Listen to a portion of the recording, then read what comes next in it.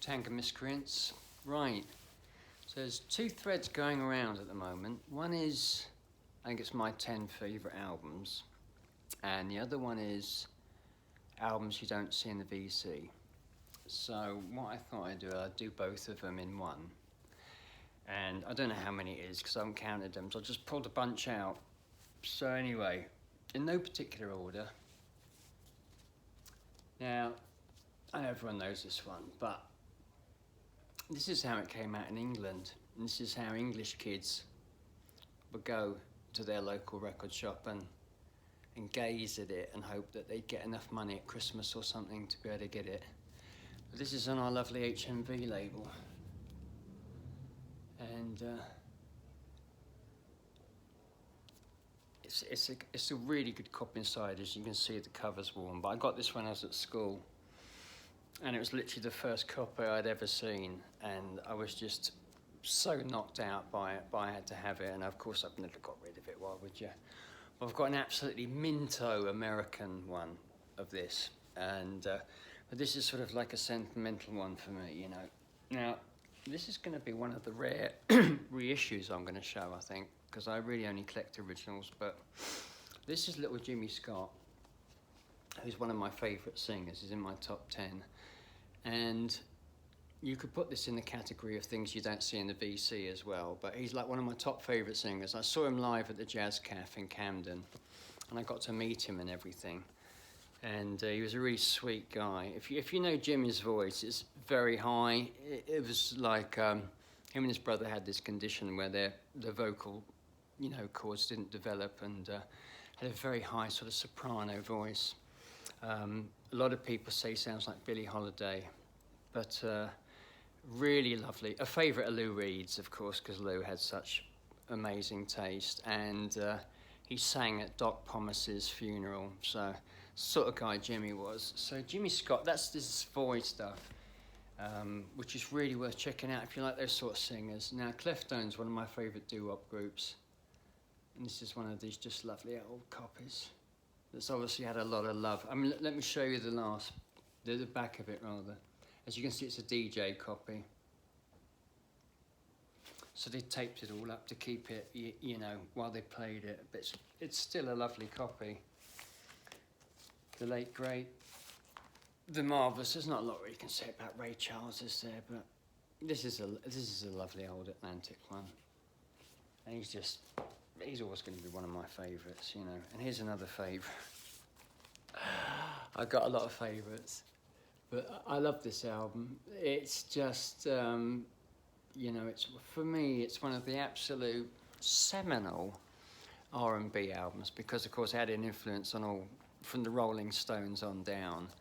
But this is just really terrific album. And, you know, with Jimmy Reed, you don't really get any duff tracks. And this is the roots of rock and roll, you know what I mean? And then, well, another favourite of mine. I absolutely love Mickey and Sylvia, and I love all the duos. If subscribers to my channel, old time, will know how much I'm into duos. And if you are a new subscriber, welcome. And this is the sort of gear I'm into. So if you're not into this sort of gear, I'm afraid you're going to be very disappointed. But I absolutely love Mickey and Sylvia. And this is actually came out in I think it was 65. This was a compilation of all their lovely 45s. On the Camden label, which of course was a budget label back then, ladies and gentlemen. So what a treat that would have been. Here, this again for me is seminal rock and roll album. Larry Williams, I mean, not on duff track. Both, you know, the Rolling Stones and the Beatles covered his records. Everyone wanted to do a Larry Williams one because, of course, they were so fantastic. And these specialty albums are wonderful. And leading into, of course, the guy who started it all, of course, the marvellous, just the wonderful Little Richard. And you get this great photo on the back of him from The Girl Can't Help It. But again, these old, they're so thick and heavy, these old records, do you know what I mean? And then just the most exotic, dazzling creatures that ever graced a stage. Oh, God. Ronnie Spector, but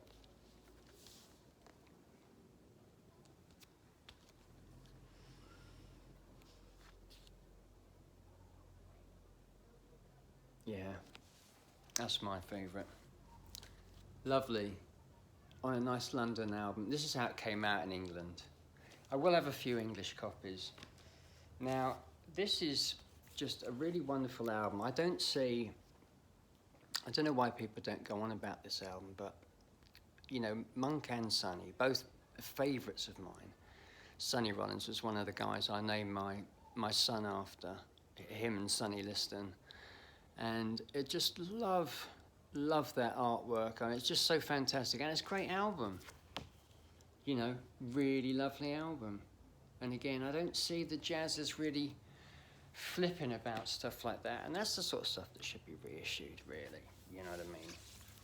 And then another girl group, just again, this is a nice London copy, a nice old London one, but I just love that.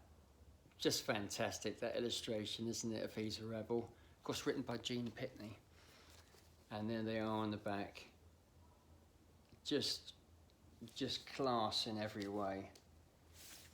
And then this is, again, you know, a seminal album, ladies and gentlemen. But the old Screaming Jay Hawkins with the pink telephone down on the floor. I know you see all this, and I've got rare Screaming Jay Hawkins albums that no one has, let alone shows, right? But I'd be lying if I said they were my favourite albums. Do you know what I mean? That is my favourite album. It's got Hong Kong on it, which is one of my absolute favourites. And also, just if we're going to do a bit of dick swinging, a bit of one-upmanship, this is, of course, a promo. So, I'll just show you that. Anyway, that's enough showing off. Let's get on to a bit of doo-wop. And this is Nolan Strong and the Diablos, who are my favourite doo-wop group. Nolan Strong was a huge influence on Smokey Robinson, for example. All those sort of singers who sing like that, like Smokey. This is the chap. This is where it comes from. This is a nice old Fortune one from Detroit. And he was an enormous influence on all those guys. And then again, one of my favourites, Hank Ballard and the Midnighters. And then look at the back. Look at the stuff on there on the King label. Just proper behaviour, isn't it, ladies and gentlemen? Right, and then, God, another iconic album. God, you really are lucky today, I must say. The wonderful Gene Vincent. Now, I don't know anyone who's got a copy of this that's as clean as this. I mean, this is all a bit of showing off, isn't it, really? But look at that for a really nice copy, it must be said.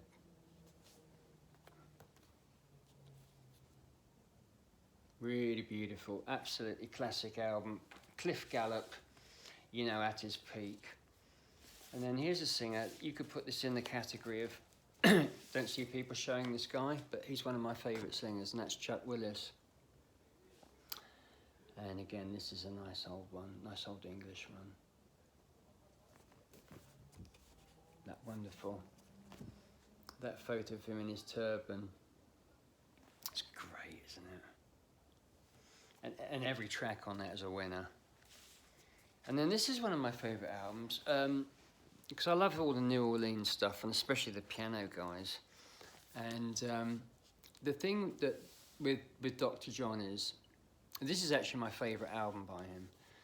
The thing with Dr. John is that they tend to only concentrate on the sort of what I would call the gree-gree period of his career, the sort of voodoo witch doctor sort of era, which is fabulous and all that, and there's nothing wrong with all that. It's great, you know what I mean? But this is just him at piano. And I saw him twice, and I saw him, you know, with a big band doing all that stuff. And then I saw him, just him on piano. This is a really great album. If you like that New Orleans piano with that typical New Orleans accent, you know, that Mac has, this is it. It really is great. And it's got a song by Doc Pomus on here called Average Kind of Guy.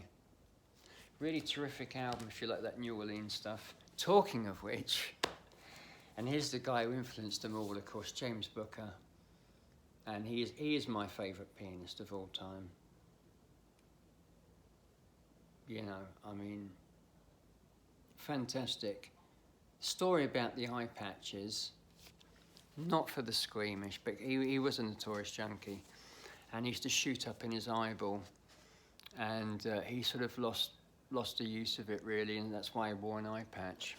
And the story is that when he got clean, he put a star on it, you know, to show that he'd kicked the habit. But ladies and gentlemen, have a look at this geezer's boat, right? And tell me if he's not high as a kite.